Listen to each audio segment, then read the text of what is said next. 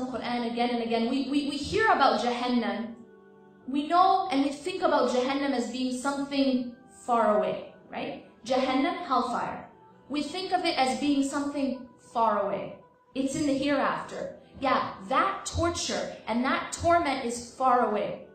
But what we don't realize is that the torment and the torture of taking something other than Allah and loving it as you should only love Allah will torment you and torture you in this life before the next life. That same thing that answers all these questions, what do I think about most? What am I most afraid of losing? What makes me angry? What's the first thing on my mind? What do I think of in my salah?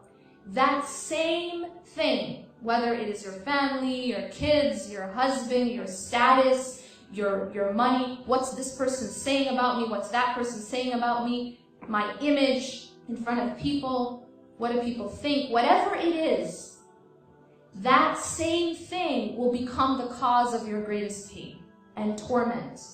You see how it works? Allah has designed this universe in a specific way. Allah has designed the human heart in a specific way. When you change that design, when you go against that design, you feel the pain. Because you're going against the law of the universe. What is the law of the universe? La ilaha illallah. La ilaha illallah is not just a statement that we say. In fact, we say it many times a day, but it isn't just a statement. When you're saying La ilaha illallah, you are saying that there is nothing worthy of being put at the center of my life except for God. There is nothing else worthy of being what occupies my mind all day long. There's nothing else worthy of being the first thing I think about when I wake up in the morning, the last thing I think about before I sleep, what occupies my mind during salah. There is nothing else worthy of being that important, of defining me in that deep of a way, except for God. That's Tawheed. That's what it means to be a Muslim. Allah has designed the world, the universe, the human being around La ilaha illallah. When you go against La ilaha illallah and you take your money and you make that your ilah, you will suffer. Because you're going against the law of the universe. When you take your spouse and you put your spouse in that place, you will suffer. When you take your children and you put your children in that place, you will suffer.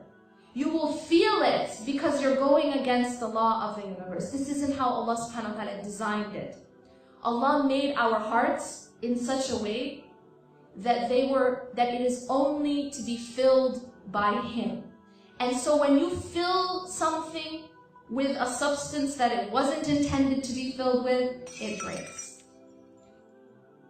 When you go to the gas station and you need to fill up your gas tank, and you decide that today, you're not going to put gasoline in the gas tank, today you're going to put orange juice. Well, not a very smart decision, because what happens? What happens is your car is not going to work. And in fact, you will break that car. When you fill the gas tank with orange juice, you're filling it with something that it was not designed to be filled with. Our hearts are the same. Our hearts are like a cup. And you can fill that cup with whatever you choose. But if you choose to fill it with this life, if you choose to fill it with dunya, if you choose to fill it with money, if you choose to fill it with status, if you choose to fill it with what people think, then that cup will break. That heart will never feel at rest. That heart will not feel peace until it is filled with what it was designed to be filled with. And that is Allah subhanahu wa ta'ala and the remembrance of Allah, not the remembrance of the creation.